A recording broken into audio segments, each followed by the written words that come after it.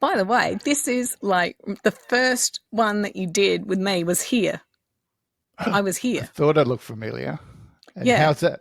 And it's the very first episode since my introduction on the Off Script series, and you're the first guest, so I love People are going to it. be sick of me, man. They're going to think No, something's going on because never. We are here for the very, very first episode since the introduction episode of the Late Bloomer Actor Off Script. Ooh, bravo, clapping. woohoo, yay. Now, I don't know how much I've told you, Eva, but I wanted to do something a little bit more relaxed. A lot of podcasts okay. yeah, I love it. I don't have to take my clothes off. We're fine. No, I'll have to How change much the more rating. relaxed can you get? I'll have to change the rating of the show. So Sorry, Kelly. my viewer count will go up by dozens. Or down. Maybe down. No, you can't go down. So the show that I run monthly, I wanted to keep that formality of it, very episodic. It's got its distinct monthly episodes, and it's something that you can go back to and listen to at any time. If new viewers can come on at any time. It's pretty much an educational thing and quite formal and processed. And congratulations on 2 seasons as well. I know, how amazing is that? So I love it. I did cut the second season down. I decided to go with the 10 episodes a year to not swamp everyone with the Late Bloomer Actor and to have me those 2 months off. And then what do? I go and start a weekly one. So, which is good. In the 2 months that I'm off, I can do the weekly ones. And then when the show comes back in 2024, this podcast will be probably 3 weekly because I won't release an episode on the week that one comes out. So how you been, Eva Grzelak? Yeah. I said your name.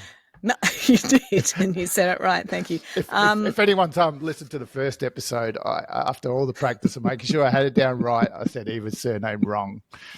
But, that's the way it goes. Nobody says it. I don't think I even say it right, so I wouldn't stress about it. I love it. Gura something Polish somebody came up with. I thought that's fine. Just say Gura something Polish. And I can spell it every time now too. I've practiced.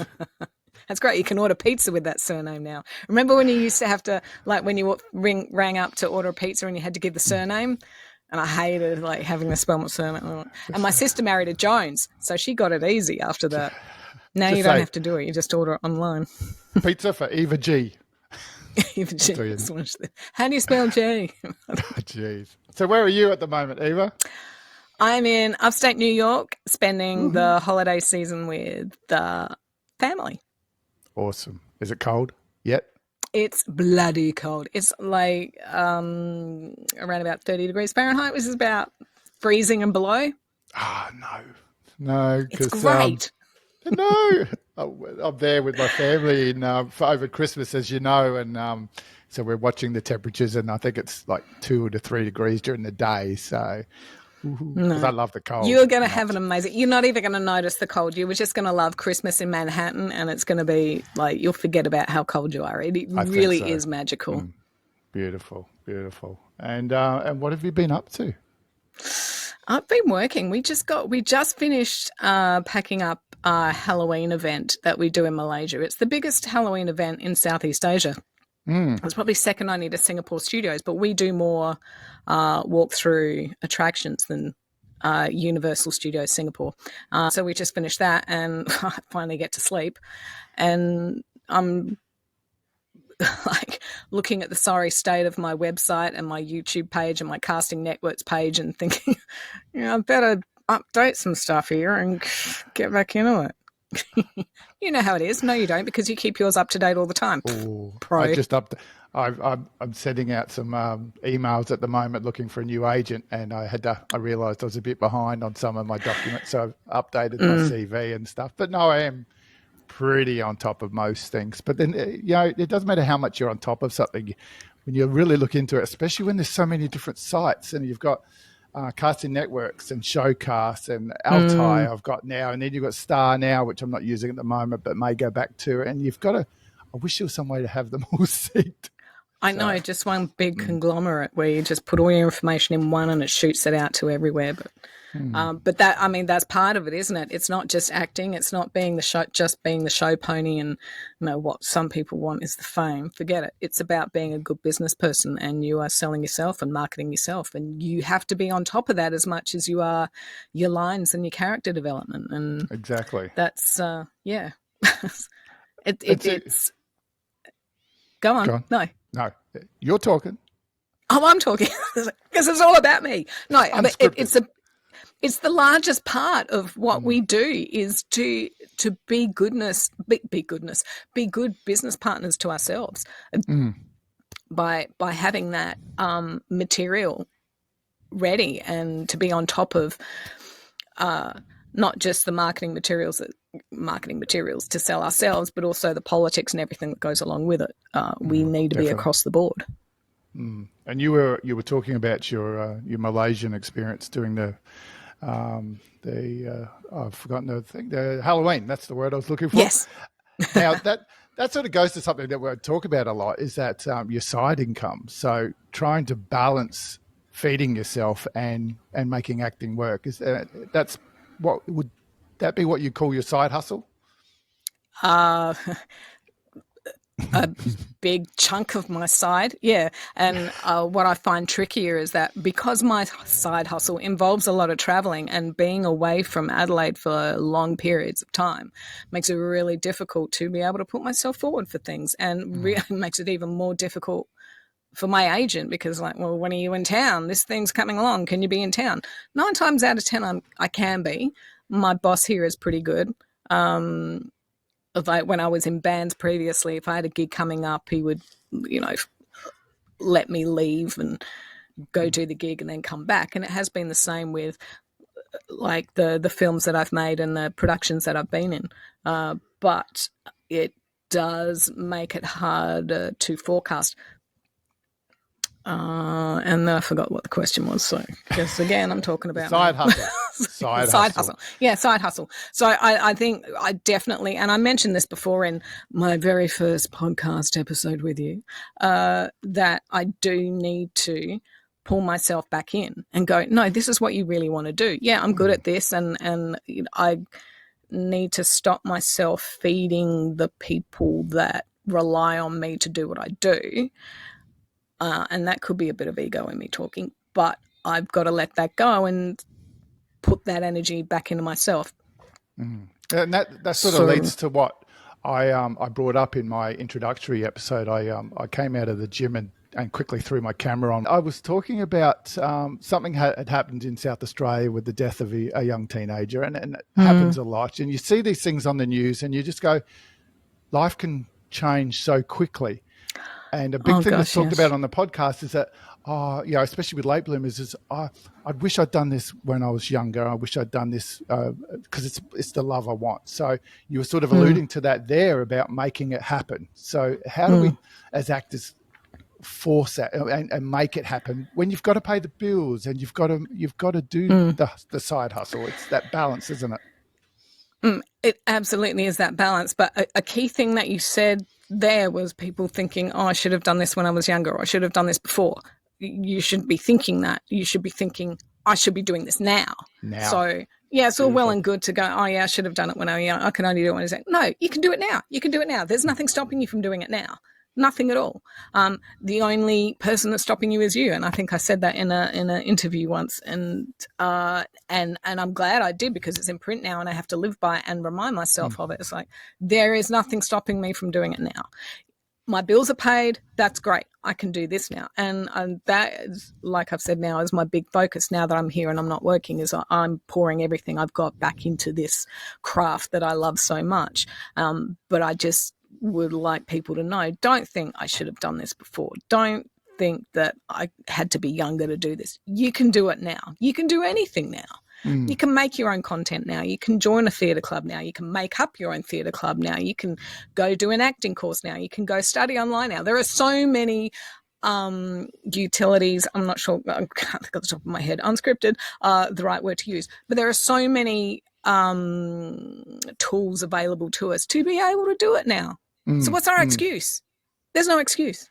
Exactly. I mean, and TikTok's a big one. I mean, some Oh of the my videos gosh. you put out with your TikTok were about what your process is and what you've been doing in Malaysia. Just how I built this scary fireplace one was brilliant. Just to watch Oh, that. thanks.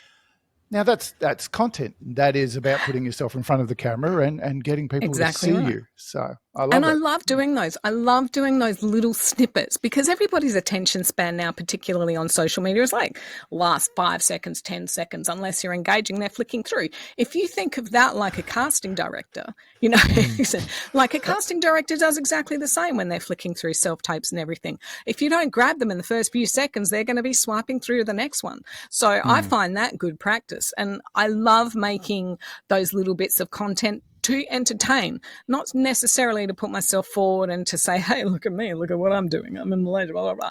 I like to think that I am appealing to something that people want to see, appealing to something that might make people go, oh, I'm going to watch this for a few seconds more. Do you know what I'm saying? I mean, I like to entertain. And you never know that And when someone sees that and goes, that's the character I wanted for my show, you know. who knows? I don't know. I've yet to experience that, but Ditto. here's Ditto. hoping. And that was some of your videos out of your COVID lockdown were just so well thought up. Well, they came across as there was a lot of work in them, but I think you just threw them together like nothing while you're locked down. Well, that was the beauty of quarantine, and I wish I had taken advantage of that more to make that type of content. And I got to give credit to are you talking about the Halloween ones that I did? I did a different one for each scary movie. You did a variety, but it was all while you were in your hotel room. I was in quarantine so many times. Yeah. I was in hotel quarantine so many right. times I've lost track. There was a bit of both. So, but all of them were very, very good. But I remember just some of them were just like so weird that they were great. You know what I mean? They were Thanks. just something so different. That's what I enjoyed about them. So, thank you. So talking about the acting and you coming back, how is it for you being in and out of America all the time? Do you have any ability to work there, or are you completely on a tourist visa while you're there? 100% on a tourist visa here. I limit my time here so that I can still enjoy it with family. Well, my partner's family, who very graciously have accepted me as part of their family. So my time here is limited, but not so much because of the visa, but because I have to go on to the next job. Yes. But so no, legally I can't do anything here, but I have done some workshops here, which I think I've mentioned before is just a big eye-opener. It's a completely different game, and it makes you up your game. If you ever get a chance to do a workshop here, do it. Don't come here for fame or fortune. Come here to learn, because these guys are living it and they're doing it, and it's a wealth of knowledge that I recommend anyone to do. So when I am here, I try and get in on that and use it to inspire me to push forward and keep going. And so that you still have that opportunity to network and meet out, and if the right opportunity come along, they'll sponsor you and you can go and get your visa. Now, I found this very interesting. I was looking up the visa information the other day as I approached my retirement and looking at traveling the world and stuff. But did you know that the visa for actors is it's an O1 visa, and it is what's it called? Aliens with extraordinary ability. Mm-hmm. That sounds like a movie. It does. It does. That's actually, pardon me. Oh gosh, my ginger tea's repeating on me. My ginger tea with vodka. It is one I'm actually aspiring to. You need to have a lot of material to submit yourself for the O1. Like when they say alien with an extraordinary ability, they mean extraordinary ability. And I think the proof that you need to put through, or something that I've learned, is proof that you are able to sustain yourself and not, rot off the system. And it's tough. You got to be I'm finding for myself, I need to prove that not just that I'm good, but that there's publications on me. I'm very lucky that I've won several movie making awards here on the short film festival circuits. So that's a big plus. I've written some articles for some industry magazines, and that's a plus. So it's a lot of work to get that visa, and you need a lot of material to be able to do it. So it's not just to say I think it would be very rare to find anybody to sponsor you to come over here as an actor. You've got to show that you've got the work. Like a lot of, I know Gary Newman, Gary Newman. If you don't know Gary Newman, then I'm not talking to you. I'll look him up. You know who Gary Newman is. Of course I do. But he is, he's in his 60s, 70s now. And he's a musician. And from the UK. And he only maybe less than 10 years ago finally got his green card. And he was an award-winning, well-celebrated musician. He inspired like Trent Reznor, like a lot of that goth metal, goth music era. Gary Newman, he did Cars. That's the only song I can think of the top of my head that's kind of in the mainstream. But that was like 70s, early 80s. Oh, my wife will know him. Yeah, because she's cool. Unlike me. So for somebody like that, of that caliber, who, if you're in the UK or in Australia, you know who Gary Newman is, but he had to prove to the US that who he was and that he was an alien of extraordinary ability, and it took him like 20, 30 years. Wow.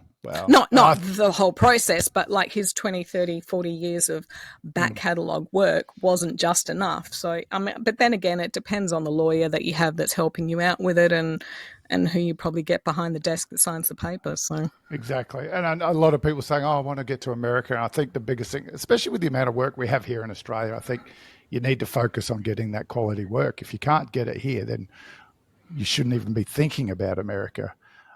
But you do hear of actors that, you do hear of Australian actors that have done really well over there, and nobody knows who they are in Australia. It's just that's true too. How they got over there and how they did it. Yeah, it's just one of those things that you've got to give it a try, I suppose, but know that it's not as easy as you think. So correct, you've got to put in the hard yards like everything else. I think what I'll do is when I'm about 18 months, 2 years out of my retirement, which is fast approaching, I might put in for the green card lottery. So. Do it. And then that way it's much easier, because then if you win that, then my partner gets it as well, and then we'll just go over there and buy a camper van and travel around and follow the acting work as they call, hopefully. But obviously for me is still trying to build up that quality of work, that body of work here in Australia. So correct. And that's why I'm reaching out to agents in the eastern states now to try and get that next level up, as they say. So, well, that's very interesting.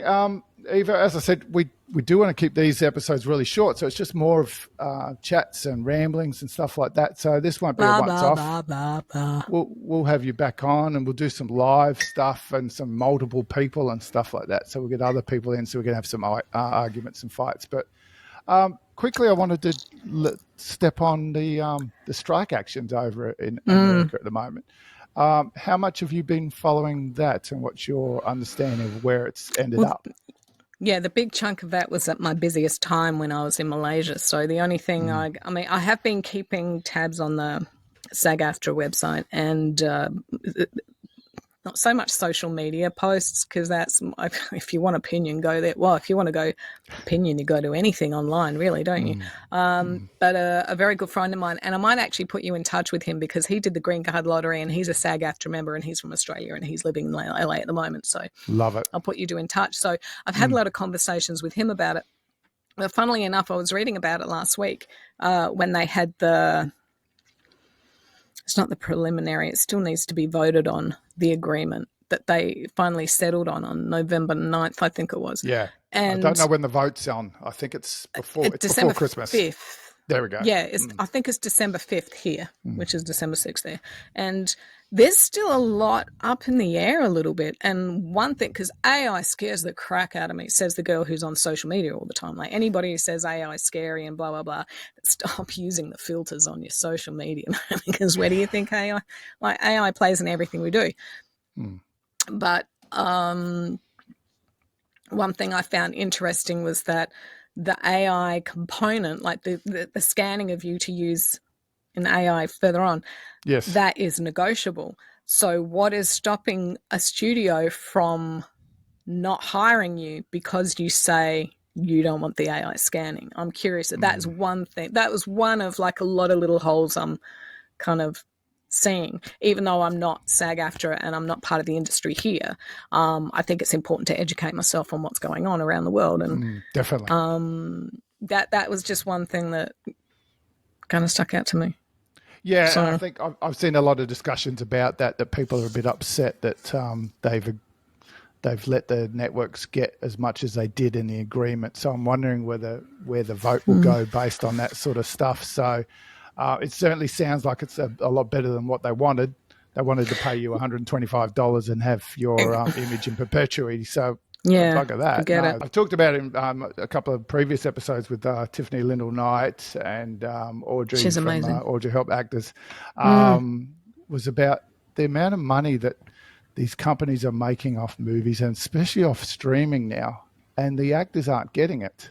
And that's the problem. And but that's a problem across the world, is big business is making all this money. And in Australia, we saw it during the vote for reconciliation, everything like that. There was a big reason why a lot of people voted no was because of the push from big business telling you to vote yes. And people going, hang on a sec, what's going on here? We're all struggling to feed ourselves. We're struggling to pay the bills. CPI is forcing up interest rates, yet you're sitting here on your $1 billion profits and you're telling us how to vote. And that's why things went down the no vote, because people were just wondering, what's going on here? What's all these big business doing? And today it's still the same. Interest rates keep going up.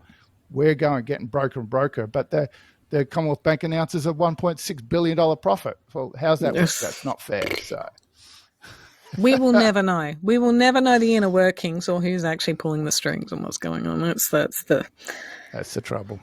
I don't know. Let's not get into that. It's fucking depressing. Bringing it back to acting, they've made plenty of movies about the future and stuff. And let's hope that it's one of those really good movies where the future is rosy and everyone's happy and everything like that. So there you go, folks. That's unscripted for you. We've had an internet glitch there somewhere between New York and Adelaide, South Australia, and Eva has dropped out just as we were about to say goodbye. So I waited a couple of minutes to see if she could get back in, and no doubt she probably will, just as I'm saying this. But there we go, folks. Thank you very much for coming along. That's a nice quick chat with Eva, just about where she's at and some random thoughts for acting, et cetera, et cetera. I hope you like that.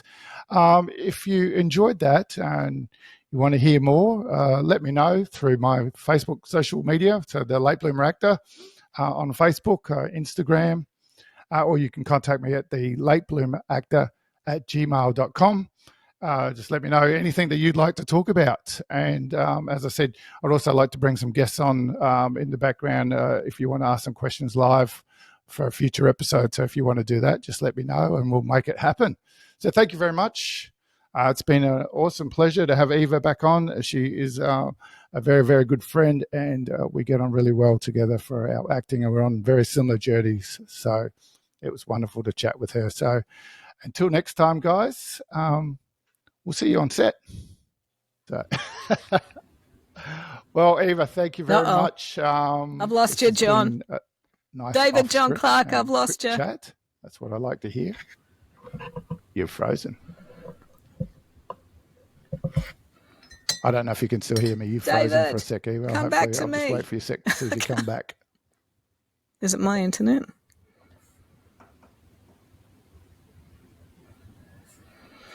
I can't hear you, David.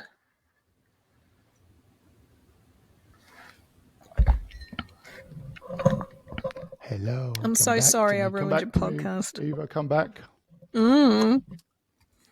Yeah, I feel like a fool because I'm talking to nobody, but hopefully your internet comes back. So can't even see you, babe.